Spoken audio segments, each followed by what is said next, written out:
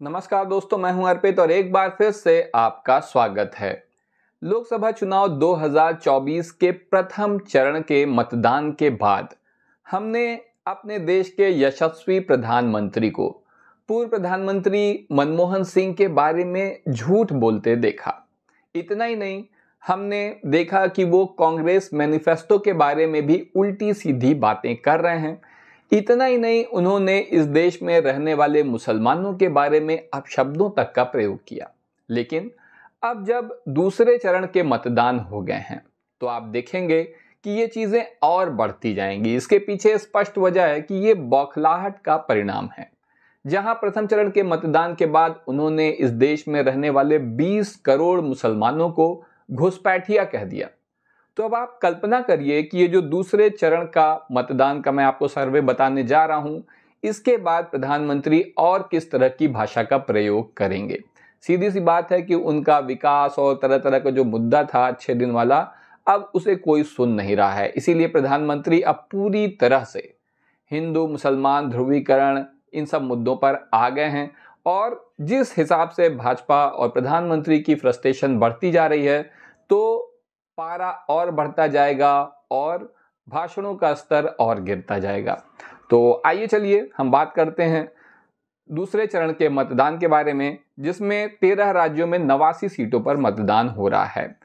पिछले अगर लोकसभा चुनाव की बात करें 2019 में एनडीए ने इन 89 में से 61 सीटों पर जीत दर्ज की थी। वहीं इंडिया गठबंधन के जो सहयोगी दल हैं, उन्होंने 2019 में 22 सीटों पर जीत दर्ज की थी।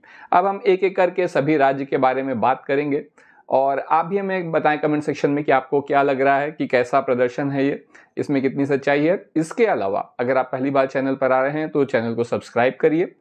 सबसे पहले हम बात करेंगे केरल में। केरल में 20 लोकसभा सीटों पर चुनाव होने हैं, जिसमें से राहुल गांधी जिस सीट से लड़ रहे हैं वायनाड से, वहां पर भी यहाँ पर चुनाव होने जा रहा है। यहाँ पर भारतीय जनता पार्टी का अस्तित्व ही नहीं है और 20 की 20 लोकसभा सीटों पर इंडिया गठबंधन को जीत मिलेगी, चाहे यहाँ की कम्युनिस्ट पार्टी हो उसे या फिर कांग्रेस को। यही दोनों मुख्य प्रतियोगी हैं और दोनों ही इंडिया गठबंधन का हिस्सा हैं। तो ऐसे में भारतीय जनता पार्टी का यहाँ पर खाता भी नहीं खुलने जा रहा है। पूरी 20 सीटें इंडिया गठबंधन में आनी हैं। इसके अलावा 14 सीटों पर कर्नाटक में चुनाव होने जा रहे हैं। कर्नाटक में इस समय कांग्रेस की सरकार है। भाजपा को कुछ दिनों पहले ही बुरी तरह से हार का सामना करना पड़ा है। लेकिन ये जो 14 सीटें हैं, इनमें भाजपा 4 सीटों पर जीतने जा रही है। इसके अलावा कांग्रेस को 10 सीटें मिलने जा रही हैं। इंडिया गठबंधन में 10 सीटें और आ रही हैं, भाजपा को 4 सीटें। अगला प्रदेश है राजस्थान, जहां पर 13 लोकसभा सीटों पर चुनाव हो रहे हैं दूसरे चरण में। यहां पर भारतीय जनता पार्टी को 10 लोकसभा सीट मिलने जा रही है। 10 सीट पर 13 में से 10 सीट पर भाजपा जीतेगी। अभी हाल ही में यहां पर चुनाव हुआ था कुछ महीने पहले ही, जब कांग्रेस को हार का सामना करना पड़ा था और भारतीय जनता पार्टी की यहां नई नवेली सरकार बनी है। ऐसे में भाजपा को 10 सीट राजस्थान में मिल रही है, जबकि इंडिया गठबंधन के खाते में 3 सीट जा रही है दूसरे चरण में।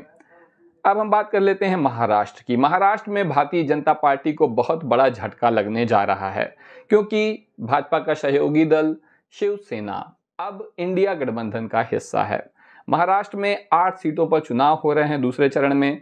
इनमें से 3 सीटों पर भारतीय जनता पार्टी को जीत मिल रही है, जबकि 5 सीट पर इंडिया गठबंधन आगे है। इसके अलावा उत्तर प्रदेश में 8 लोकसभा सीटों पर फिर से चुनाव हुए हैं इस बार, जिसमें से 4 सीटें जा रही हैं भारतीय जनता पार्टी के हिस्से में, जबकि 4 सीटों पर इंडिया गठबंधन जीतने जा रहा है। पिछले जो प्रथम चरण था उसमें इंडिया गठबंधन को बढ़त मिल गई थी, लेकिन इस बार बराबरी की टक्कर है। और जिस तरीके के रुझान हैं कि आगे उत्तर प्रदेश में मुकाबला और भी दिलचस्प होने जा रहा है। और अगर इंडिया गठबंधन को केंद्र में सरकार बनानी है तो उत्तर प्रदेश में अच्छा प्रदर्शन करना बहुत जरूरी है। जिस तरह के रुझान दिख रहे हैं, उत्तर प्रदेश का मतदाता अब वोट दे रहा है मुद्दों पर। ऐसा नहीं कि लोग मोदी जी के समर्थक नफरत नहीं करने लगे हैं, बल्कि वो उदासीन है मोदी जी के लिए। उनको कोई फर्क नहीं मोदी जी जो बोले जो ना बोले। ऐसा हुआ है पिछले 10 साल से लगातार झूठे वादे और दावे करने की वजह से। वहीं कांग्रेस, बसपा और समाजवादी पार्टी के जो वोटर हैं वो जैसे पहले थे वैसे ही हैं, वैसा ही है। बसपा के समर्थकों में थोड़ी सी कमी आई है, थोड़ी सी वोट प्रतिशत में गिरावट देखी गई है। तो उत्तर प्रदेश में 8 पर 4 में बीजेपी और 4 पर इंडिया गठबंधन। इसके अलावा मध्य प्रदेश की जो 6 लोकसभा सीटें हैं इसमें से 5 पर भाजपा जीत रही है, 1 पर इंडिया गठबंधन जीत रहा है। असम की 5 लोकसभा सीटों पर चुनाव हो रहा है जिसमें से 4 पर भारतीय जनता पार्टी जीत रही है और 1 पर इंडिया गठबंधन जीत रहा है। बिहार में बहुत ज़बरदस्त मुकाबला चल रहा है। यहाँ पर तेजस्वी यादव और इंडिया गठबंधन लालू यादव जी की पार्टी ने बहुत अच्छा प्रदर्शन किया है। इन 5 लोकसभा सीटों में से बीजेपी को सिर्फ 1 सीट मिल रही है, जबकि 4 लोकसभा सीटों पर इंडिया गठबंधन का कब्जा होने जा रहा है। छत्तीसगढ़ में 3 लोकसभा सीटें हैं जिसमें से बीजेपी के खाते में 2 जा रही हैं, जबकि इंडिया गठबंधन, यहाँ पर मुख्य रूप से कांग्रेस है, उसे 1 सीट मिलने जा रही है।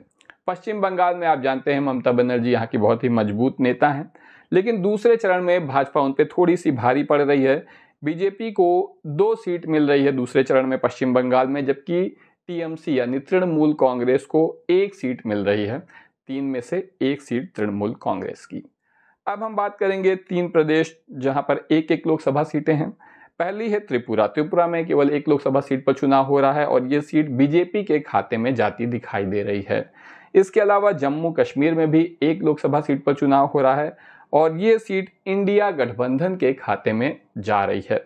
इसके अलावा मणिपुर में 1 सीट पर चुनाव हो रहा है और ये भी इंडिया गठबंधन के खाते में जा रही है।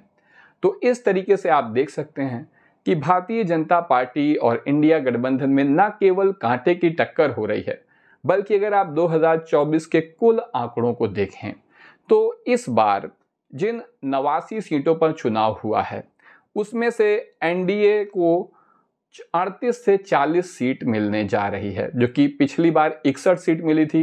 तो कम से कम 20-21 सीटों का नुकसान होना भारतीय जनता पार्टी को दूसरे चरण में तय है। वहीं अगर इंडिया गठबंधन की बात करें तो 45 से 50 सीट मिल सकती है। पिछली बार की 22 की तुलना में ये दुगना हो गया है, 100% से भी ज़्यादा की बढ़ोतरी हो रही है। तो निश्चित रूप से यहाँ पर काफ़ी ज़बरदस्त मुकाबला है, कांटे की टक्कर है।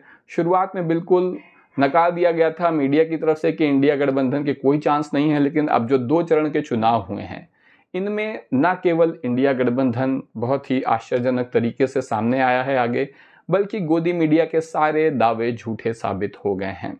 इसके अलावा अब आप इस बात के लिए भी तैयार रहिए कि हमारे देश के यशस्वी प्रधानमंत्री और भी ऐसी बातें करेंगे जिसमें वो लांछन लगाएंगे पूर्व प्रधानमंत्री पर, जिसमें वो मुसलमानों के बारे में ऐसी बातें कहेंगे कि खुद भाजपा के समर्थक भी चौंक जाएंगे कि ये मोदी जी क्या कह रहे हैं।